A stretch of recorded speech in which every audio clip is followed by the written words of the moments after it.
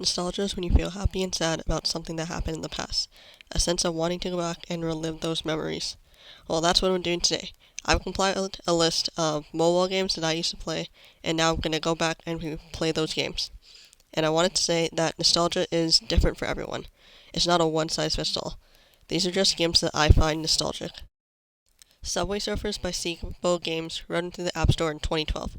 In this game, you have to outrun the guard after getting caught graffitiing a metro station. You do this by jumping across oncoming trains and ducking under railroad signs. There's also power-ups such as a jetpack, which carries you in the air to collect coins, a magnet, which allows you to collect coins without having to run into them, a 2-star, which gives you double the points, and a hoverboard, which gives you 1 free pass. So if you crash into something while having the hoverboard equipped, you won't lose the game, but you will lose the hoverboard. It's an endless runner game, so there's no checkpoints or a way to end the game. You just keep running until you crash. I played this game so much as a kid and still play it quite a lot today. Overall, it's a solid 10 out of 10. Temple Run is an endless runner game, similar to Subway Surfers, and this one came out in 2011 by Emoji Studios. But it's also very different. For one, your character has stolen a relic and has to outrun demonic monkey things. In this game, you're jumping over tree branches and sliding under things of fire, all while collecting coins. In my opinion, this game is a lot harder than any endless running game I played. There's also breaks in the path, so if you're too busy collecting coins, like I was, you may miss a jump and the game will end. It's definitely a high-paced game. I do like the fast-paced challenge, but I'm not good at it, so 8 out of 10. Talking Ginger 2, which came out in 2013 by Outfit 7, is in my opinion better than the original Talking Ginger, mainly because it's a birthday game. As with any Talking Friends game, you have multiple buttons that control different aspects of the game. The one that has the party blower allows you to make Ginger blow the noisemaker. The birthday cake button is a whack-a-mole type game where you have to blow out the candles as fast as possible. The button that has a fork and a spoon on it is a minigame where you have to stuff food in Ginger's mouth. That jigsaw puzzle button allows you to build multiple puzzles, and you earn puzzle pieces by playing the game. Anyway, I do like the game, and it is nostalgic, but it's just not that fun to play anymore. For nostalgia purposes, I'll give it a 6 out of 10. Next up on the Talking Friends nostalgia is Talking Tom and Ben News, which came out in 2011, also by Outfit 7. This one was a lot more enjoyable for me to play. In this game though, there's only 2 buttons on Ben's side that works. The one on Tom's side is an in-app purchase. The button with Ben's hand has 2 options. Either allow Ben to fire a plastic suction dart at Tom, or punch him with a spring retractable boxing glove. The sword button beside it has 2 options. Either Ben tackles Tom, or Tom will slap Ben with a glove, and then a whole scene of Tom and Ben fighting plays out, with camera cuts in between. You can also spin them around in the chairs, and they make silly faces. I found this really funny, but if you just tap them, it makes them fall out of the chairs.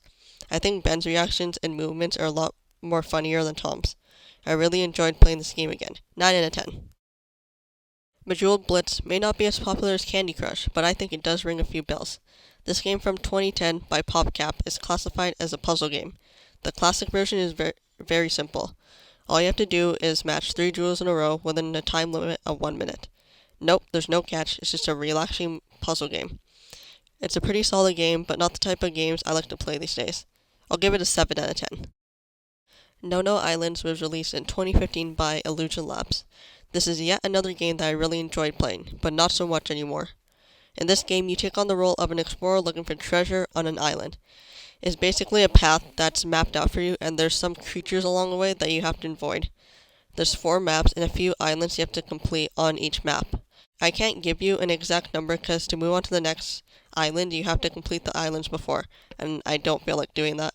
After every completed level, you get a piece of the map and a piece of the statue. And at the end of the island, you finish the map and the statue.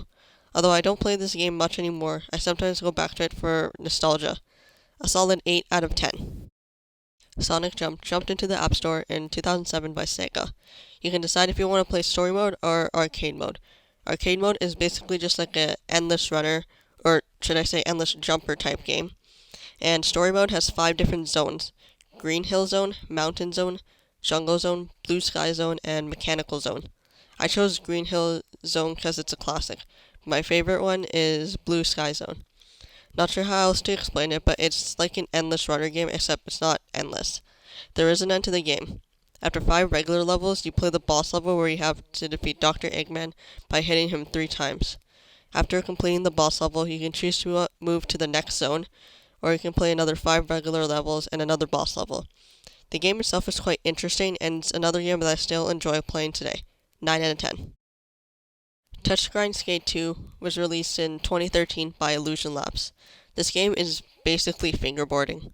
There's a tutorial that shows you the tricks and then lets you try the tricks yourself.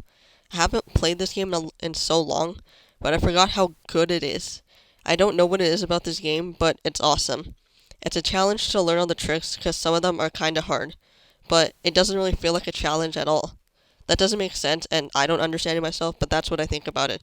Anyway, such a good game. 11 out of 10. Anyway, that's all for today's video. I hope you guys feel inspired to play some of these games. Genuinely though, all these games are very good, and there's definitely some nostalgia looming around these games for me. My favorite ones from this video are Subway Surfers and Touchgrind Skate 2. Thanks for watching this video, and I'll see you guys next time. Bye.